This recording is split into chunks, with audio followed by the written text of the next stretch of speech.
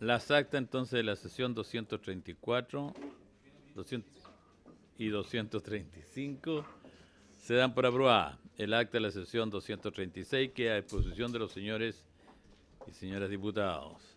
El señor secretario da la lectura a la cuenta. Gracias, presidente. Se recibió un proyecto iniciado en moción que modifica el Código Penal para regular la aplicación de la legítima defensa privilegiada en lugares de acceso al público. Eso es todo, presidente. Ofrezco la palabra sobre la cuenta.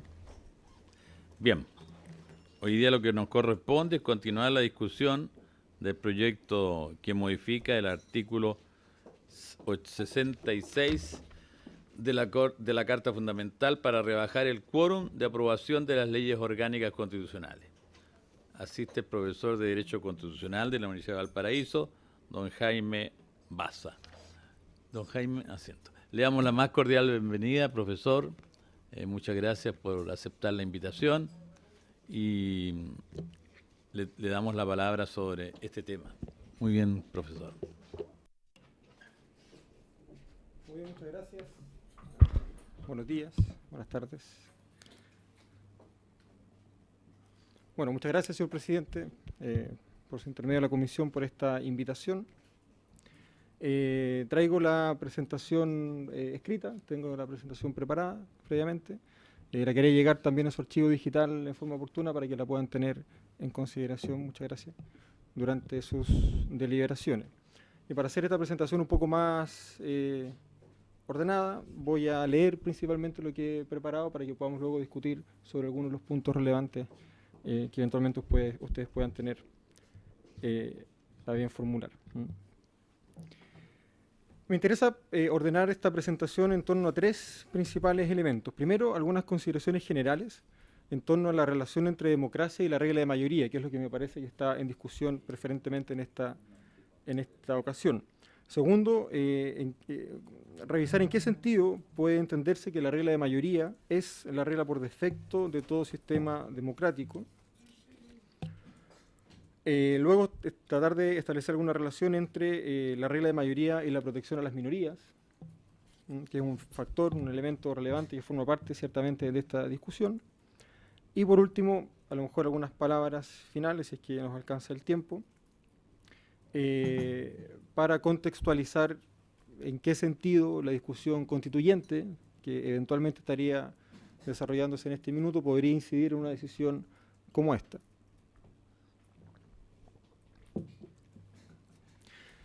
Más allá de las críticas que se han formulado históricamente a la democracia como forma de gobierno y como criterio de legitimidad de las instituciones públicas a través de las cuales se ejerce el poder político, lo cierto es que ninguna de esas voces ha propuesto la eliminación de la democracia como régimen de gobierno.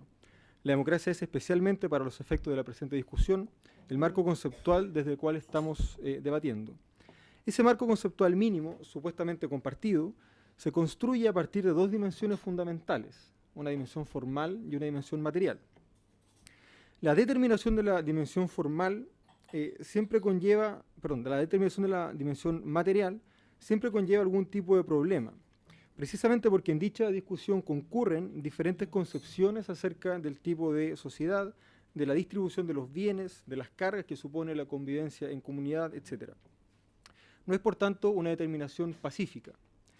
Y me parece que está bien que así sea, precisamente por el pluralismo constitutivo de las sociedades contemporáneas y de la forma en que dicha diversidad ha ido configurando, especialmente durante los últimos siglos, ¿verdad?, desde mediados del siglo XIX, nuevos sujetos políticos hasta la plena universalización de los derechos políticos. En ese escenario de pluralidad y de diversidad no hay que perder de vista que es la otra dimensión de la democracia, la dimensión formal, la que hace posible que podamos deliberar en torno a nuestras discrepancias relativas a los aspectos más sustantivos de la democracia. Es gracias a que la dimensión formal de la democracia nos considera a todos como sujetos con iguales derechos que podemos ejercer nuestros derechos democráticos con mínimos básicos de igualdad formal. Hablar de las reglas de quórum para la aprobación de las leyes supone abordar y explicitar el valor que aquella dimensión formal de la democracia tiene en la legitimación de la actuación de los órganos del Estado, especialmente de aquellos diseñados para representar y expresar la voluntad del pueblo. En ese orden de cosas, en la pasada sesión de la presente comisión, al menos aquella a la cual yo tuve la ocasión de acceder, del miércoles 14 del presente mes, el profesor Verdugo puso sobre la mesa una diferencia importante entre democracia fuerte y democracia débil, para de alguna manera achacar al proyecto que estamos ahora discutiendo esta última concepción, ¿verdad? Es decir, este proyecto tendría un déficit, tendría una debilidad, cual sería precisamente basarse en una concepción débil de la democracia. Aun cuando esta distinción pueda ser relevante para la presente discusión, me parece fundamental incorporar ciertos matices que podrían permitirnos una valoración más completa. Lo cierto es que una concepción fuerte de democracia supone asignarle un determinado contenido material a la propia democracia, ponerle apellido de alguna manera. En otras palabras, identificar el concepto de democracia con alguna de las alternativas en disputa presentes en el seno de la sociedad. Ante esa posibilidad, es necesario evidenciar al menos dos preguntas preliminares que permiten evidenciar el verdadero sentido de la discusión. Por un lado, identificar la democracia con alguna de las concepciones materiales de esta, asumiendo por tanto una democracia en sentido fuerte, supone excluir de ella a los sectores de la sociedad que no comparten dichas definiciones políticas, sociales o culturales. Y aquí uno podría preguntarse, ¿es realmente este un objetivo que podríamos aceptar como válido, legítimo o compatible con el actual estadio de desarrollo cultural de la sociedad chilena? Por otro lado, a esa definición de una democracia fuerte subyace la pregunta que orienta precisamente la presente discusión. ¿Quién puede decidir cuál será el contenido adicional que se le adjudicará a la democracia si es que vamos a asumir un concepto fuerte de democracia? En principio, nadie más que el pueblo, en tanto comunidad política, tiene la posibilidad de tomar dicha decisión, precisamente porque se trata de un tipo de decisión constituyente, pues configura las reglas y formas jurídicas a partir de las cuales la comunidad política ejercerá y legitimará el ejercicio del poder.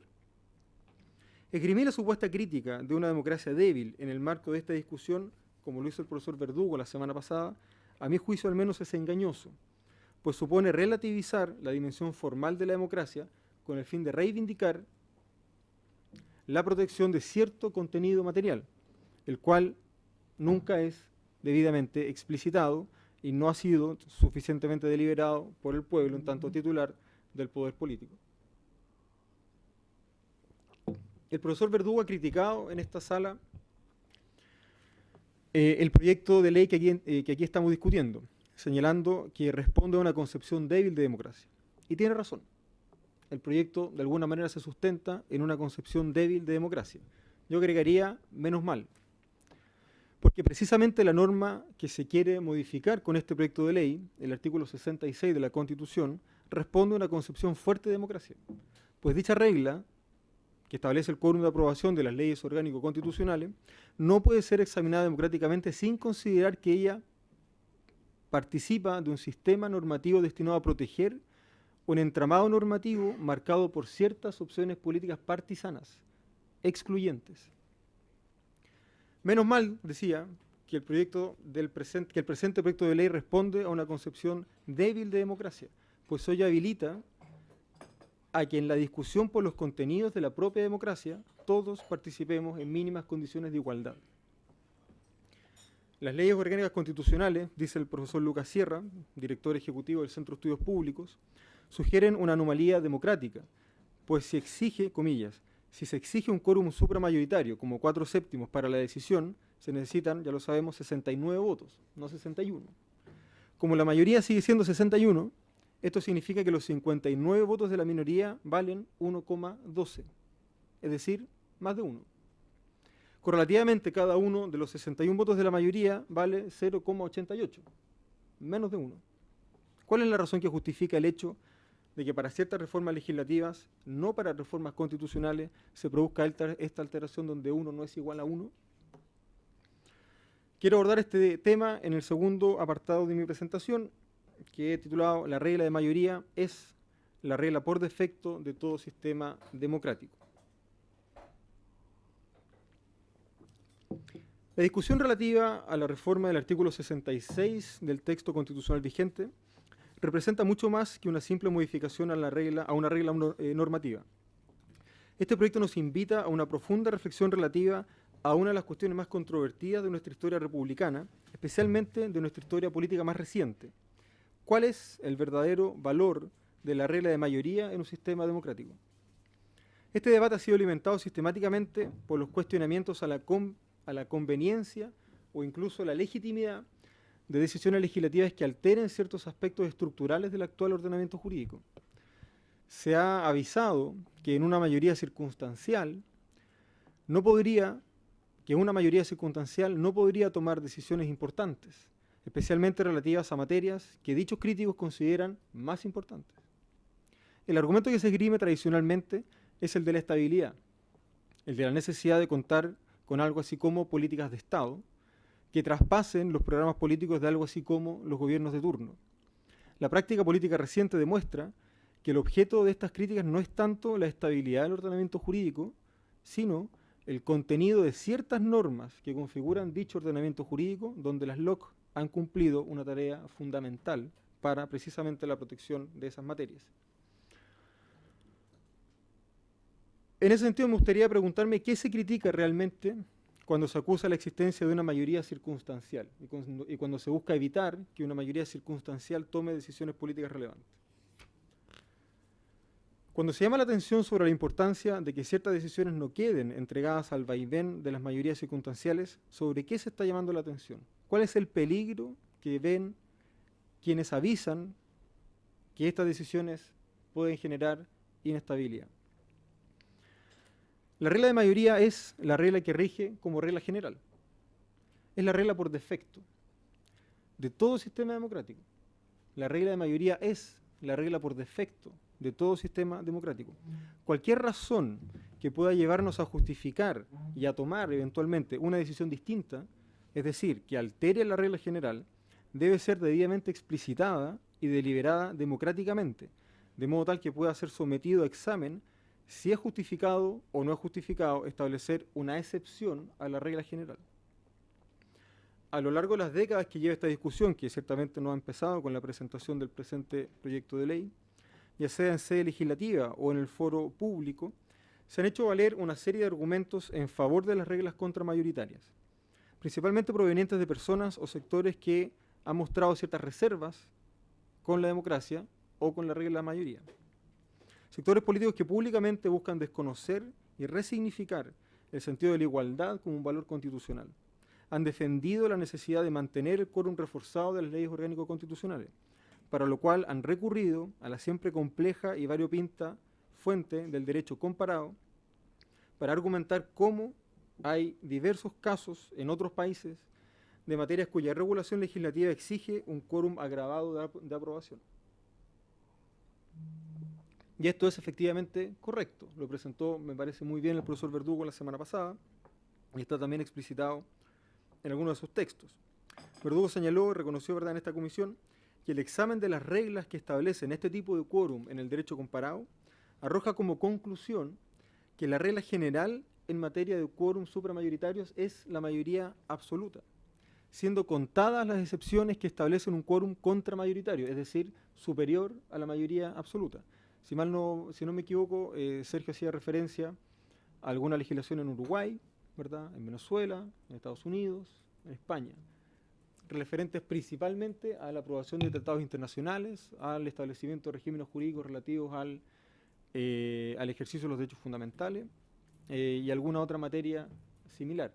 Pero, insisto, incluso el estudio que presenta el profesor Verdugo, que estuvo aquí la semana pasada, da cuenta de que incluso en el derecho comparado, la regla general en materia de supermayorías, ¿verdad?, es la regla del quórum calificado. Es la regla del quórum calificado. Y muy excepcionalmente, el derecho comparado identifica la posibilidad o acepta la posibilidad de quórums mayores a la mayoría absoluta.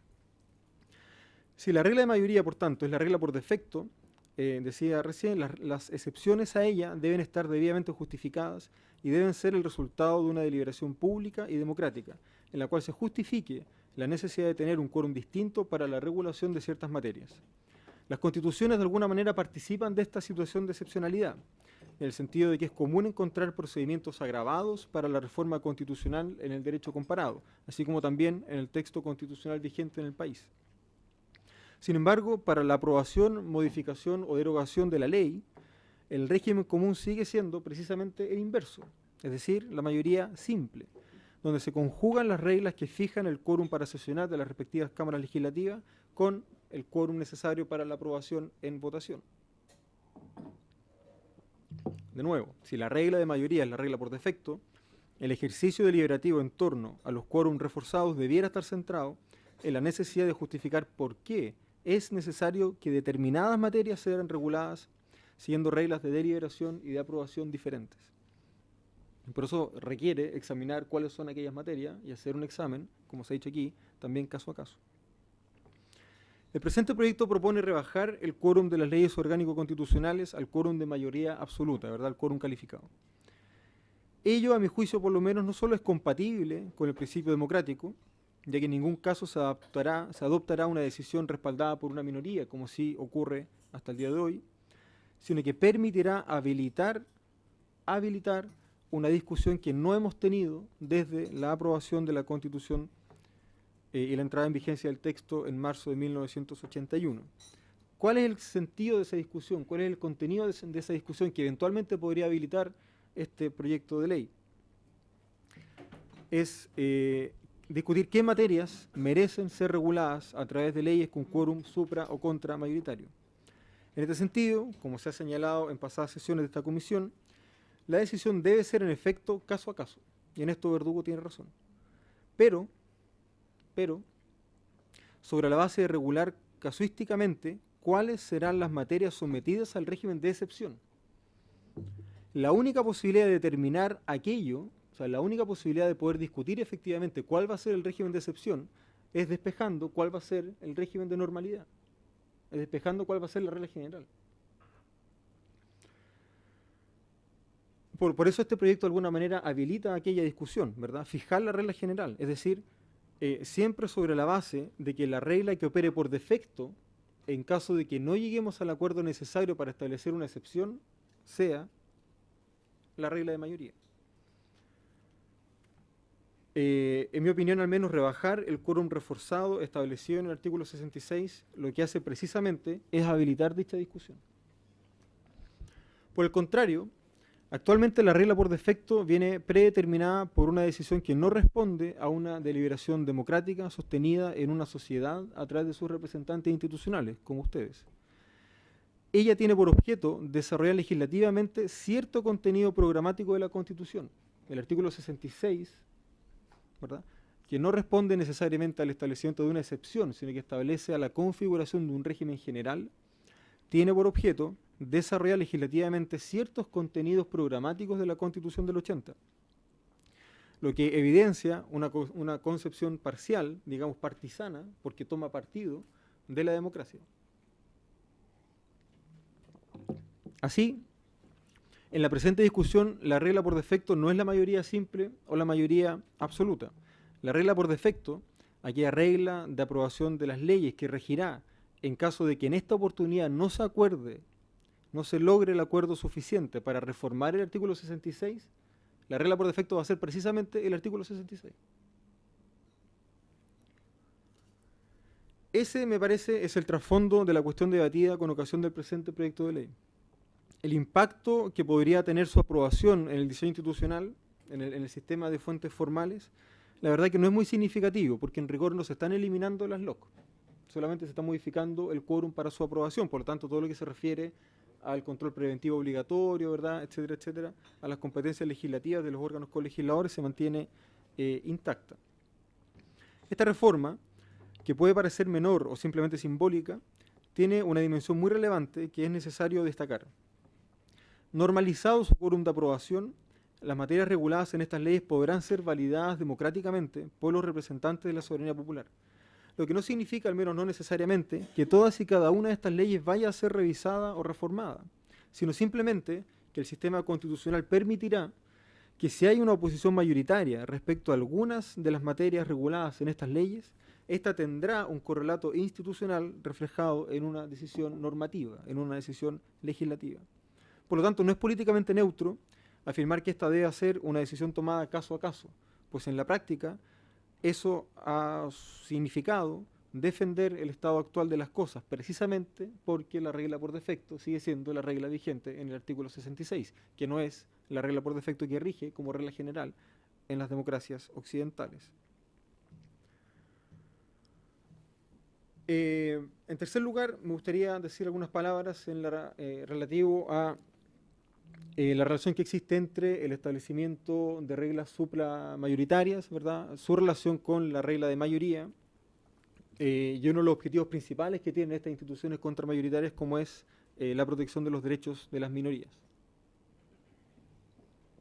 que es ciertamente un tema relevante que debe ser suficientemente considerado. Uno de los argumentos que generalmente se sostienen para defender la existencia de estas leyes con requisitos contramayoritarios de aprobación es, decía, la defensa de los derechos de las minorías. Se trata de una afirmación que en principio apela ciertamente a la sensatez, ¿no? La humanidad, particularmente Occidente, durante el siglo XX ha vivido experiencias traumáticas en virtud de las cuales el aparato institucional ha sido utilizado precisamente para reprimir y para perseguir a las minorías.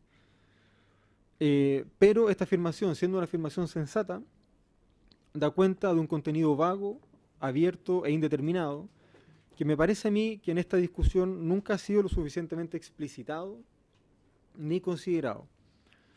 Del mismo modo, ellos han afirmado con la más absoluta prescindencia de cualquier estudio o de cualquier reflexión o de cualquier referencia incluso al sistema constitucional de protección de derechos fundamentales. Finalmente, cuando hablamos de la protección de los derechos de las minorías, de lo primero que estamos hablando es de la protección de los derechos de las personas.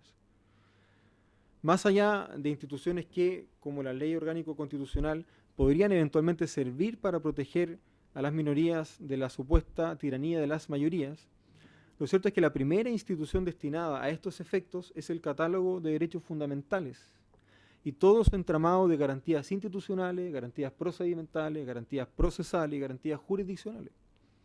Me parece que no puede seguir acusándose a la mayoría sin determinar en qué consiste efectivamente la amenaza de su tiranía. ¿Qué minorías pretende proteger el recurso discursivo a la tiranía de las mayorías? Pero especialmente, ¿cómo operan las otras garantías diseñadas por el ordenamiento constitucional para proteger los derechos de las personas que se esgrimen como eventuales amenazados? ¿Qué protegen estas normas? Se ha dicho que proteger a las minorías de la tiranía de las mayorías. Bueno, en el caso concreto, en el caso que nos convoca en el artículo 66, la situación es exactamente al revés. Es exactamente al revés. El artículo 66 está siendo usado para proteger a las minorías, no en aquellos espacios en los cuales pueden ser amenazados a partir de la deliberación democrática, sino que impidiendo la deliberación democrática. Y este punto me parece particularmente relevante, me parece particularmente sensible, porque la regla general en este caso es levantar instituciones que estén destinadas a proteger a las minorías de decisiones tomadas por la mayoría que arrasen o que atropellen sus derechos fundamentales, pero no impedir esa decisión, sino que evitando que esa decisión genere efectos contrarios a la Constitución, por ejemplo, atropellando derechos fundamentales. En ese sentido me parece que la discusión es importante porque lo que genera el artículo 66 finalmente es el efecto precisamente contrario. El efecto precisamente contrario. El criterio de tener instituciones supra o contramayoritarias podría eventualmente ser razonable para proteger los derechos de las personas amenazadas por decisiones de las mayorías que, buscando proteger sus intereses partisanos, utilicen el poder estatal para arrollar a estas minorías.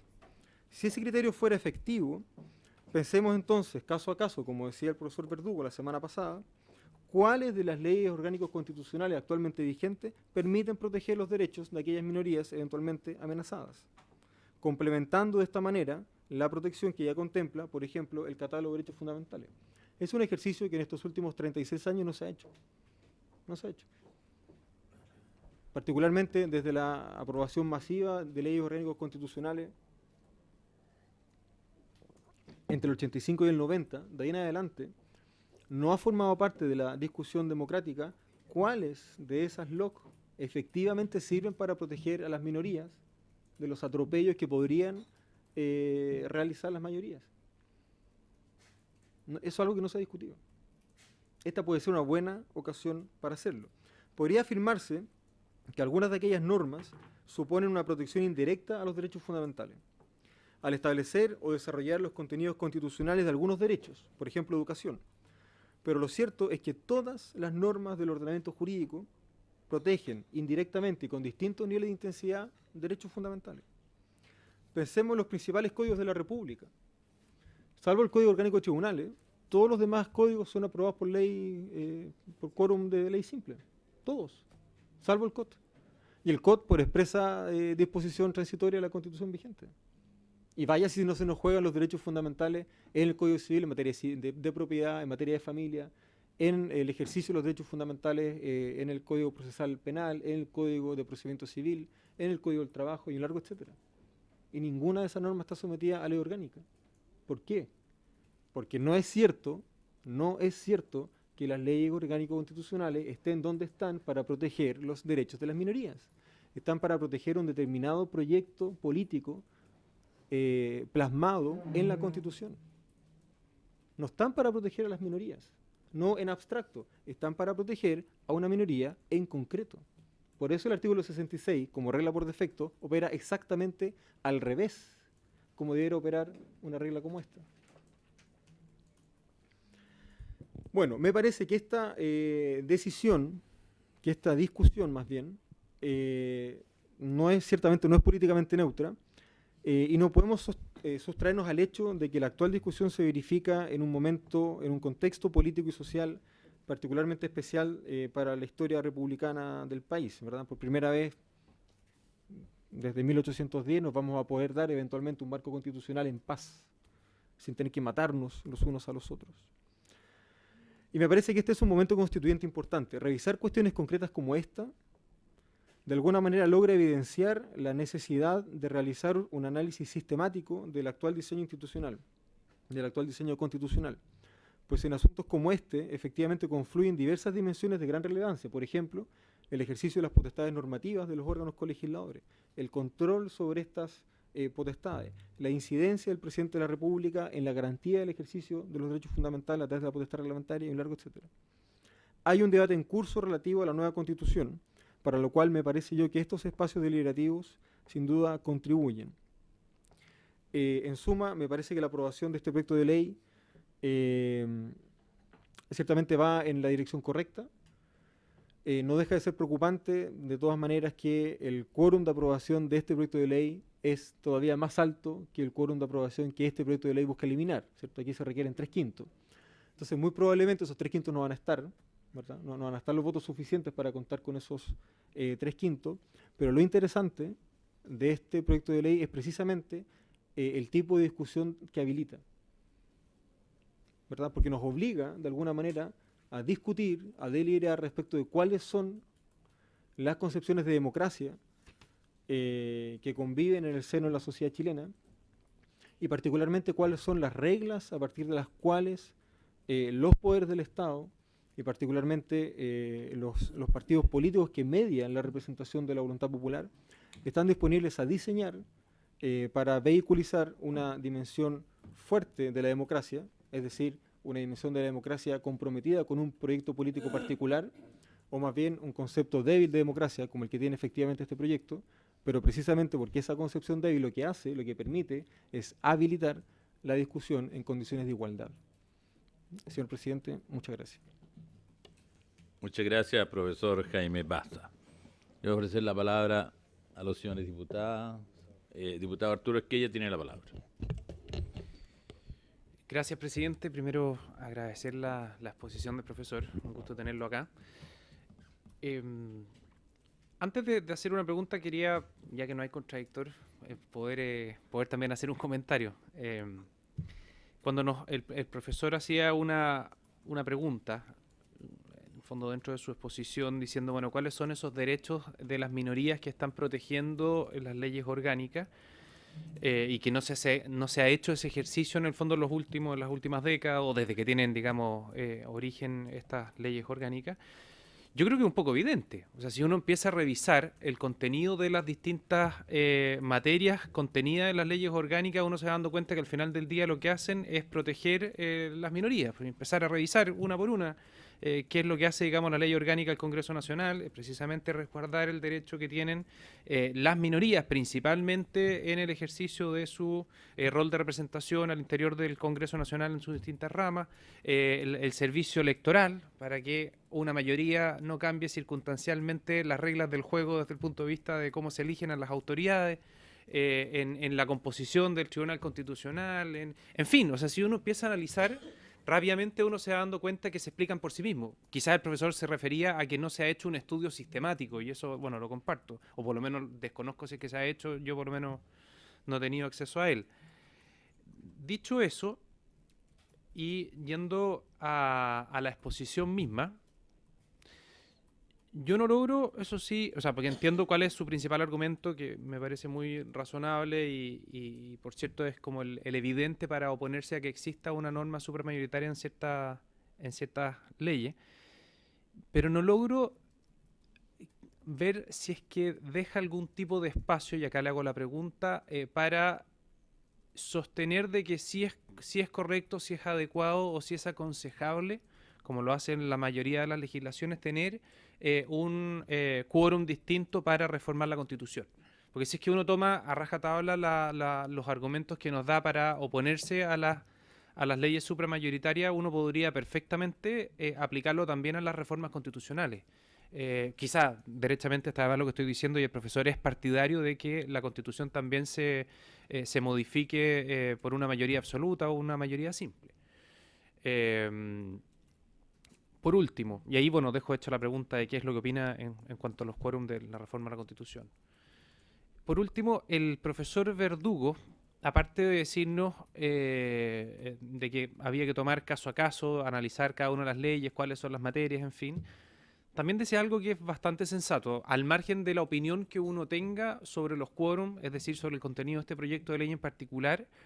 Él decía, mire, acá hay que tomar, no sé si en realidad fue él o el otro expositor, y eso que eran de posturas totalmente distintas, pero acá hay que tomar una reforma a la Constitución tan relevante como esta, hay que considerar que está relacionada con muchas otras materias que están en otros capítulos e incluso de la misma Constitución.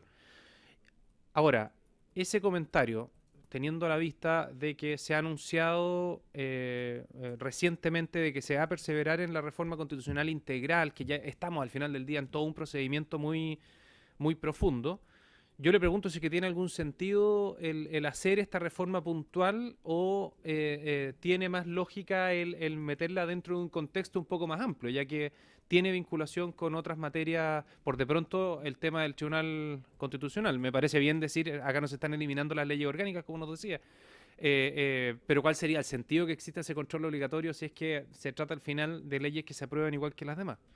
Por último, no sé, que no es un abuso, ¿qué es a partir de lo que sabe del derecho comparado, me gustaría comparar, más que las leyes supramayoritarias, la diferencia que hay entre las modificaciones, o sea, es decir, cuál es la regla general, principal, digamos, en el resto de los países a propósito de mayoría absoluta versus mayoría simple. Porque de repente pareciera que tiene más sentido el que la regla general fuera siempre una mayoría absoluta, es decir, los representantes de la ciudadanía son tantos y son eso, habría que estarse, digamos, a qué es lo que opinan y qué es lo que piensan esas personas, más que los que estuvieron en un momento determinado cuando se votó un determinado proyecto de ley.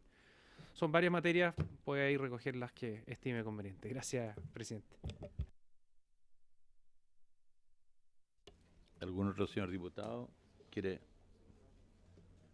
Una duda que se me presentó, profesor, porque en el fondo, de alguna medida, diríamos, tal como se gestaba la Constitución y todo lo que implica establecer, diríamos, leyes orgánicas constitucionales, en el fondo es un tema ideológico en gran medida, no es un tema tan de estudio, diríamos, desde el punto de vista legal, legislativo, que sé yo, en fin.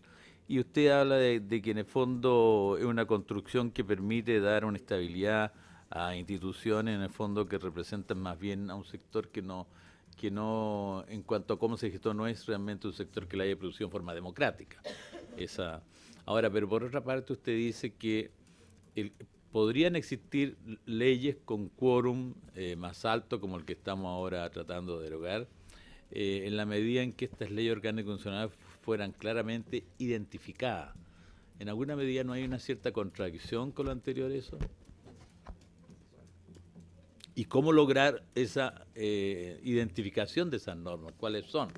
Es decir, ¿en qué forma se deciden para que realmente sea algo que no atropella a su vez los derechos de la mayoría?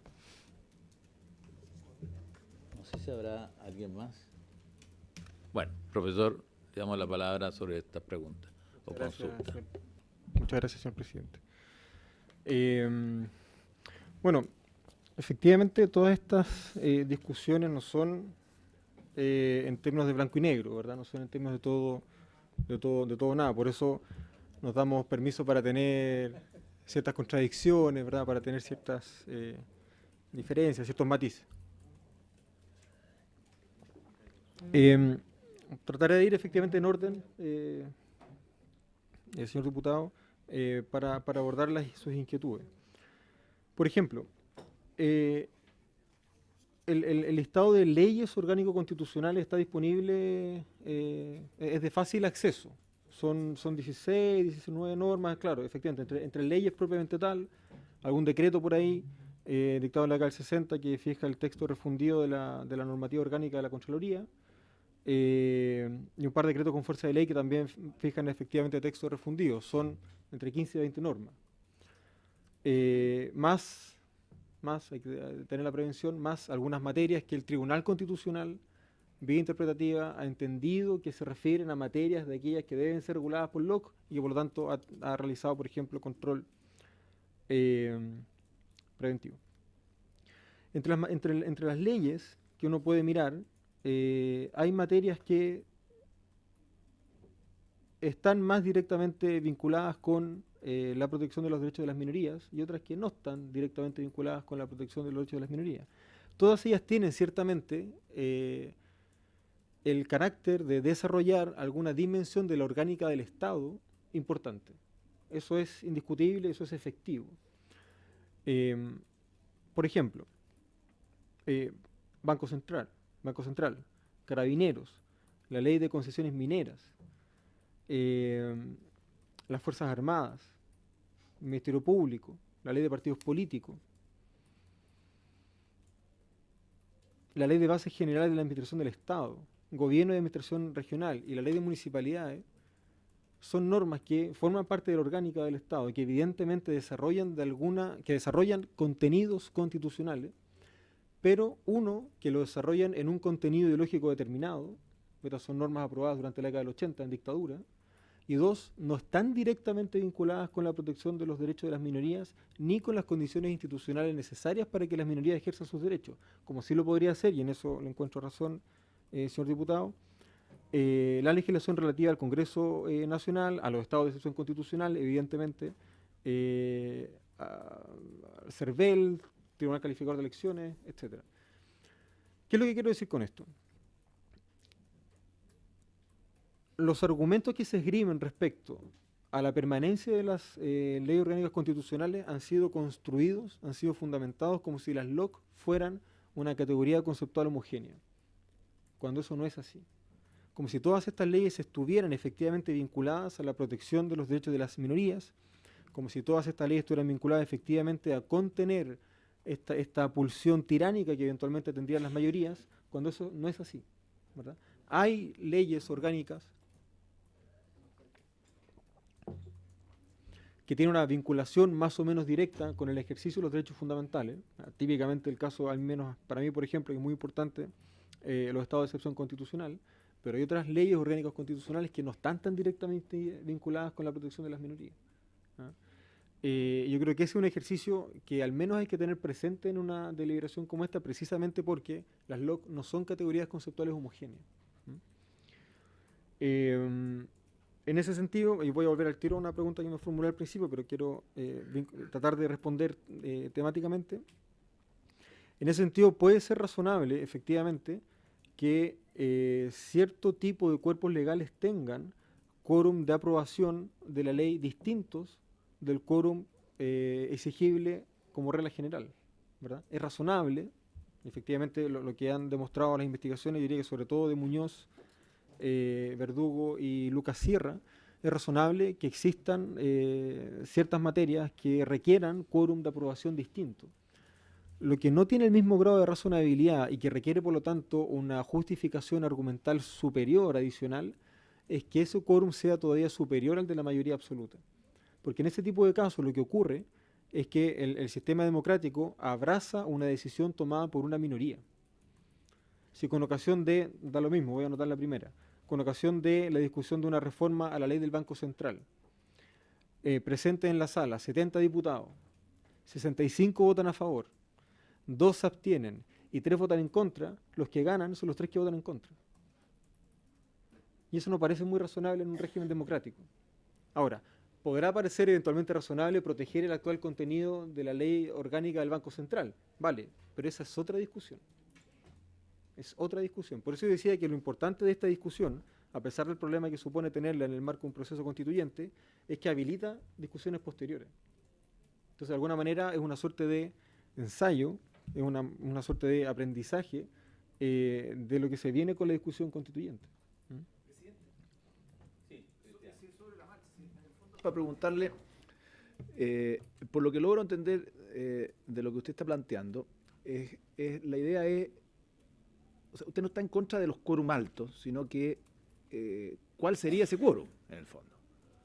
Si es la mayoría de los diputados o los senadores en ejercicio, podría entenderse que es un quórum alto y sería justificable y razonable, de acuerdo también a lo que escriben esos autores, que sería distinto a un 3/5, 4/7 de los senadores en ejercicio o presente, que ahí ya varía aún más la situación. En el fondo es precisar sobre eso, porque aquí la discusión está en si hay o no hay, o sea, la validez o no de que existan quórum más altos, pero veo que hay una derivada, que es en el fondo, estamos de acuerdo, la mayoría de los autores coinciden en que pueden haber quórum más altos. El tema es cuánto se exige, ¿no es cierto?, para que la minoría no influya y no determine finalmente lo que va tomando las decisiones que legítimamente debería tomar la mayoría que ganó una elección y el ejercicio de su cargo por los 4, 6 u 8 años que le corresponda.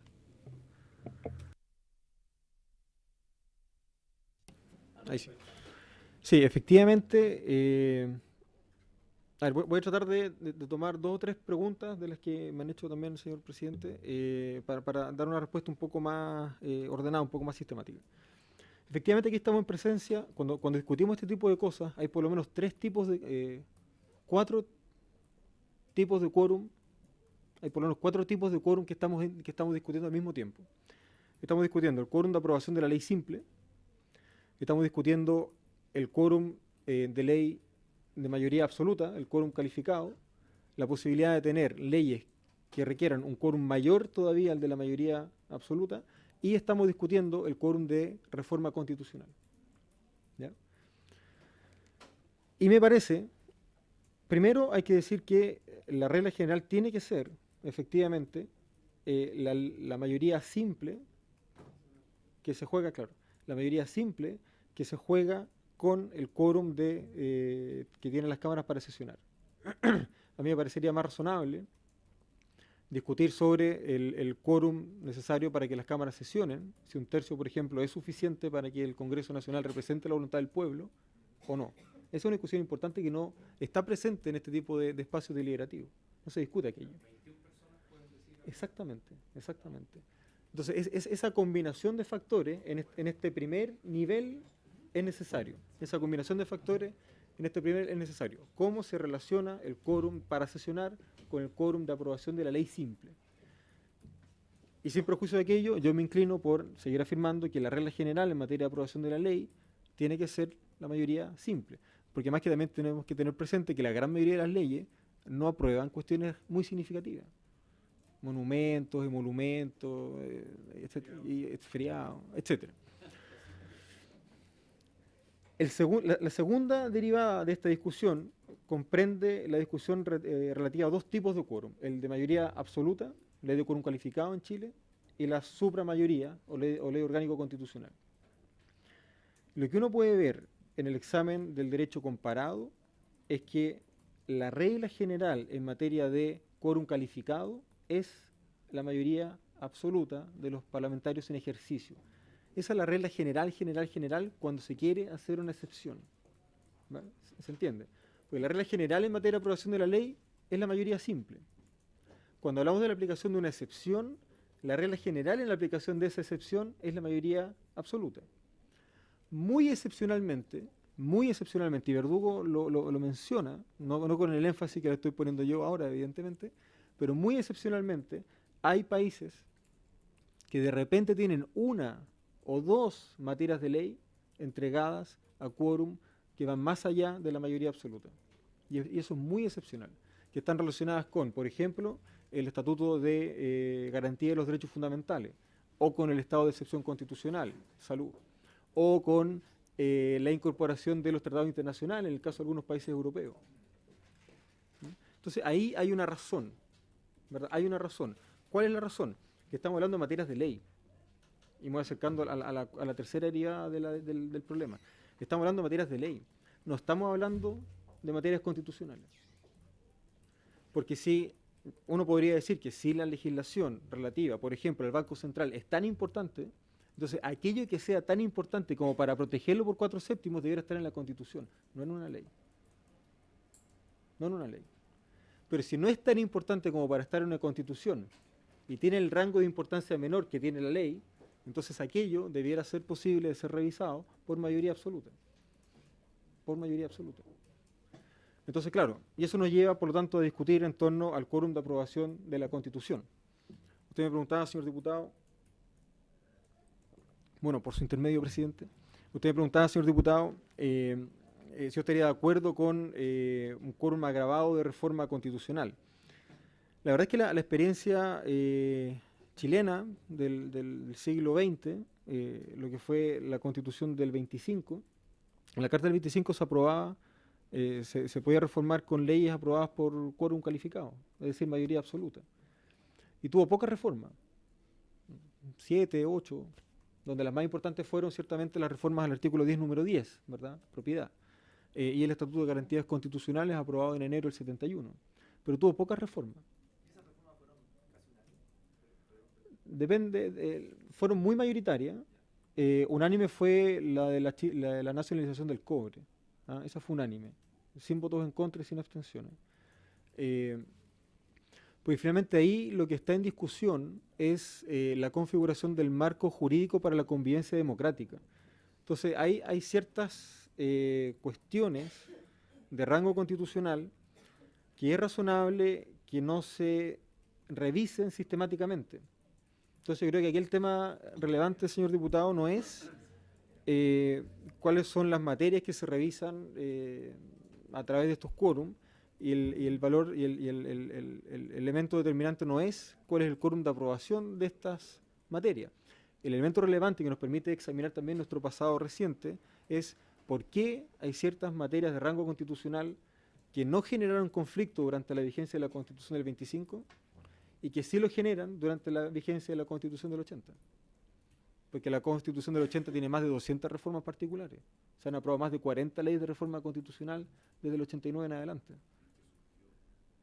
¿Verdad? Entonces ahí hay un tema que no es estrictamente jurídico, que no se explica solamente desde la perspectiva de las fuentes del derecho, y que da cuenta de cómo se legitima un ordenamiento constitucional en la práctica política. Yo personalmente me inclino por, a mí me parece que es razonable que, por ejemplo, el catálogo de derechos fundamentales tenga un quórum distinto. Me parece razonable. Pero en la medida... ¿En su bajada legal? ¿En leyes? No, en la Constitución. No, me parece razonable que el catálogo de derechos fundamentales en la Constitución pueda efectivamente ser de alguna manera garantizado con quórums contramayoritarios. Me parece razonable. Pero la derivada o la bajada de esos derechos fundamentales que están en el 19, que tienen alguna de ellas un desarrollo legal, ya no constitucional, porque en la Constitución está renunciado, ¿también deberían venir acompañados de un quórum más alto? No. El ordenamiento jurídico...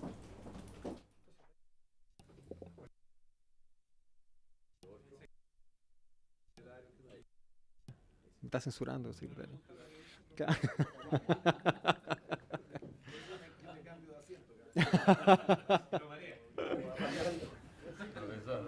Perdón. No, yo diría que más bien al revés. ¿Ah? ¿En qué sentido al revés?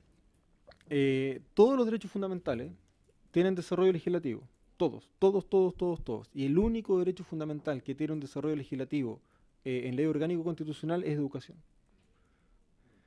Ese es el rango de lo normal, ¿cierto? Lo normal es que el desarrollo legislativo de los derechos fundamentales sea aprobado por ley simple. Y lo que muestra el pasado reciente es que eso no genera ningún problema, ¿verdad? No hay ningún problema. Uno tiende a pensar, o sea, y en esto quizás siguiendo un poco a Rousseau, más allá de que el concepto de pueblo haya cambiado mucho desde sus libros, uno tiende a pensar que cuando uno decide para sí mismo, la regla general es que decida bien, ¿verdad? Cuando el pueblo decide para sí mismo a través de su representante, la regla general es que no se equivoque. Claro, el problema es que los procesos legislativos, los procesos nomogenéticos están intervenidos, están tensionados sistemáticamente por grupos de presión que permiten que ciertos intereses partisanos alleguen a este tipo de liberaciones con mayor fuerza que los intereses de mayorías importantes de la sociedad que no tienen los mismos recursos para presionar en este tipo de escritorios, en este tipo de mesas, en este tipo de salas. Pero eso responde más bien a otro problema que está relacionado probablemente con la distribución del poder social y con la distribución del poder político, más que con el diseño de las reglas deliberativas de la democracia liberal. Yo creo que, por ejemplo, es muy difícil que, dado el estadio de desarrollo cultural que tiene la sociedad chilena, es muy difícil que aceptemos tener reglas de representación democrática que no fueran efectivamente representativas. Porque hemos llegado a un umbral de desarrollo de los valores democráticos en la sociedad muy importante. Yo me atrevería a decir que hoy día sería muy difícil que algún grupo político, por ejemplo, apoyara un golpe de Estado, ¿verdad? Parecería poco probable. ¿Y eso por qué es? No porque hayan cambiado las concepciones ideológicas, no porque hayan cambiado las correlaciones de política con intereses, ¿verdad? Sino porque hay una construcción, una consolidación de los valores democráticos que hoy día es diferente a como lo era antes. Y el hecho de que hoy día no haya, por ejemplo, partidos políticos disponibles para apoyar un golpe de Estado da cuenta de que este tipo de reglas contramayoritarias tampoco son tan importantes como nosotros creemos. Entonces, claro, podrían haber ciertas materias muy específicamente reguladas e identificadas prácticamente con pinzas, como en Uruguay, una o dos leyes orgánico-constitucionales, o como en España, la incorporación de tratados internacionales, la regulación de los estados de excepción que tengan efectivamente un quórum eventualmente mayor al de la mayoría absoluta. Pero el problema es que aquellas 16 o 19 leyes orgánico-constitucionales que tenemos hoy día, en realidad lo que están haciendo es desarrollando un determinado proyecto político. ¿Verdad? Y ahí no hay que olvidar que salvo la ley del Ministerio Público y salvo la normativa previa a la década del 60, todas las leyes orgánicas constitucionales fueron redactadas en dictadura. Por eso yo decía que es tan importante considerar que esta discusión, en realidad, habilita otra discusión, ¿ah? Que es la discusión respecto al valor que tiene la regla de la mayoría, discusión que en un escenario constituyente me parece que es particularmente importante. Por eso, señor presidente, yo no veo contradicción, o al menos no me duele la contradicción, ¿verdad?, de aceptar que ciertas materias queden entregadas a la ley simple, ciertas materias a ley de quórum calificado y eventualmente alguna materia por ahí a ley orgánica, en el entendido de que si no hay un amplio acuerdo relativo a qué materias van a ser entregadas a ley orgánica, la regla general sea la mayoría absoluta. Me parece que con eso contesto lo que se me ha preguntado, señor presidente. Muchas gracias, profesor Jaime Baza. No sé si hay otro diputado. Antes de nada, señor profesor, ¿qué opina usted si una reforma de esta naturaleza vale la pena, diríamos, aprobarla tal como está? ¿O usted considera necesario que esto debería aprobarse dentro del concierto que significa una reforma constitucional, por ejemplo? Dentro del contexto de que pudieran, como han planteado algunos diputados acá, de otras, diríamos, normas que quizás deberían en esa línea o algo semejante aprobarse o discutirse. ¿O simplemente usted cree que esto es más bien lógico que en una reforma constitucional se plantee teniendo presente que quizás la reforma constitucional se va a prolongar un tiempo?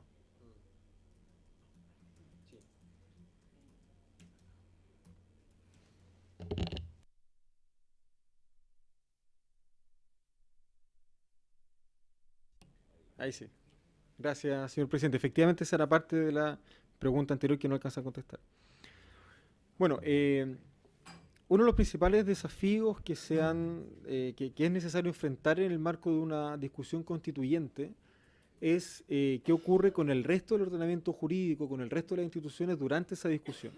¿Ya? Me parece que hay una pregunta, señor presidente, que es pertinente no solamente respecto de este proyecto de ley en particular, sino que respecto de la institucionalidad en su conjunto.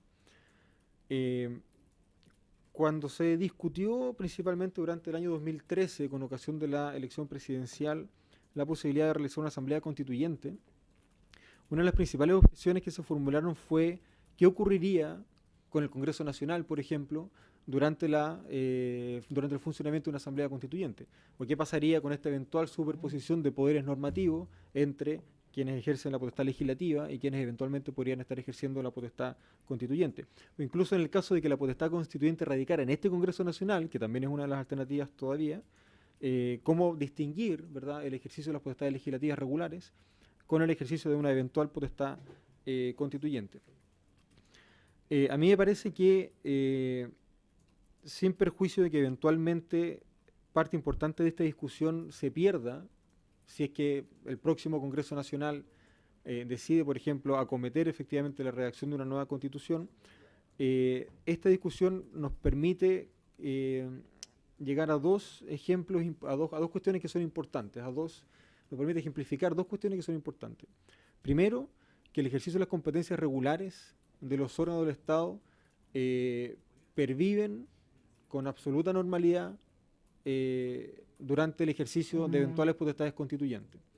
Lo que muestra el derecho comparado, salvo en excepciones de estados de crisis muy puntuales, es que cuando se han configurado organismos destinados a redactar constituciones, los órganos del Estado regulares han seguido con su funcionamiento normal, de modo tal que aquella decisión constituyente solo empieza a entrar en vigencia una vez que está plenamente formulada, plenamente acabada, etcétera, etcétera, y se ha logrado articular una suerte de régimen de transición entre el viejo ordenamiento constitucional y el nuevo ordenamiento constitucional.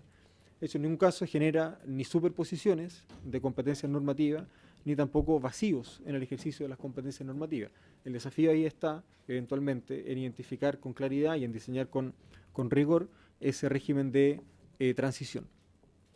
Pero lo segundo que permite evidenciar esta situación es que estas son el tipo de discusiones que se van a verificar durante el proceso constituyente. Sea cual sea la instancia que dirija, que acoja la discusión constituyente, dentro de las cosas que se va a discutir es si vamos a tener normas protegidas, normas reguladas por ley, con quórums contramayoritarios. Por eso yo decía que esta discusión era muy importante, porque más allá del valor simbólico que pueda tener la reforma del artículo 66, que sin duda lo tiene, nos permite evidenciar desde ya, probablemente con menos tensiones políticas, probablemente con menos cámaras en el cuerpo, probablemente con menos ojos encima de nuestra deliberación, nos permite evidenciar cómo se relacionan, cómo se tensionan nuestras concepciones de democracia, ¿verdad?, en el marco de una sociedad plural, compuesta por personas que sin perjuicio que somos iguales, también somos diferentes, ¿verdad? Por lo tanto, a mí no me parece que sea, entre comillas, una pérdida de tiempo. No me parece tampoco que todas las discusiones constitucionales deban quedar suspendidas hasta que se zanje el tema constituyente. Me habría parecido sensato, efectivamente, a mí empezar el 2014 con la discusión constituyente y no tenerla postergada, ¿verdad?, apretado el último año del gobierno, particularmente un año electoral, pero esas ya son consideraciones políticas, en realidad no jurídicas. Pero desde la perspectiva del derecho, particularmente desde la perspectiva de cómo funciona el sistema de fuentes formales, lo cierto son esas dos cosas. Primero, la discusión constituyente no inhabilita que simultáneamente se sigan verificando discusiones legislativas, reglamentarias, jurisdiccionales en los órganos regulares del Estado, en los poderes regulares del Estado. Y por otro lado, este tipo de discusiones, que tienen que seguir verificándose en paralelo sin esperar la decisión constituyente, nos van a permitir de alguna manera ir entrenando, ir deliberando, ir argumentando, construyendo esos argumentos necesarios para cuando llegue la ocasión de tener una deliberación constituyente. Gracias, profesor. ¿Alguna otra consulta? Bien. Ha sido realmente muy importante para esta materia que tenemos que legislar su exposición, profesor. Yo le pediría, si es posible, no sé, en aras de su tiempo también, si pudiera hacernos llegar alguna minuta. Sí. No, yo tengo redactado, señor ya. presidente, Estupendo. lo que acabo de leer. Ya. Le haré algunos ajustes, ¿verdad?, para recoger algunas de las observaciones que se han formulado y Le le haré ag- llegar a la Secretaría. Le agradeceríamos mucho. ¿Ah? Vale. 1.000.000 de gracias, profesor, y le agradecemos su participación. Muy bien, Vamos a muchas suspender unos minutos para despedirlo.